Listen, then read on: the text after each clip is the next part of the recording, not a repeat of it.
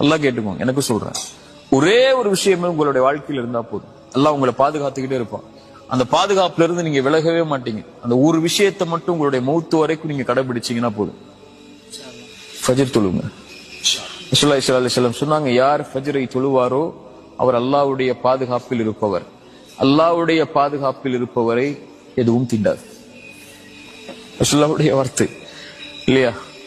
காலையில எழுந்து அவன் அல்லாஹ்வுக்காக 2 ரக்அத்தை அந்த குளிருள்ள நேரத்திலையும் வெளிச்சமில்லாத அந்த நேரத்திலையும் நடந்து போய் அல்லாஹ்வுக்காக நிறைவேற்றக்கூடியவருக்கு ரசூலுல்லாஹி ஸல்லல்லாஹு அலைஹி வஸல்லம் சொன்னாங்க, யார் இரவுடைய அந்த இருள்களில் நடந்து கொண்டு பள்ளியை நோக்கி சென்று தொழுகை நிறைவேற்றுவாரோ பின்னூர் இத்தாமி யௌமல் கியாமா, மறுமையில் அவர் வெளிச்சத்தோடு வருவார். அல்லாஹ் அவரை பாதுகாக்கிறான். யார் ஃபஜ்ரை தொழுவாரோ அவரை, அன்றைய தினம் முழுவதும் அவர் அல்லாஹ்வுடைய பாதுகாப்பில் இருப்பவர்.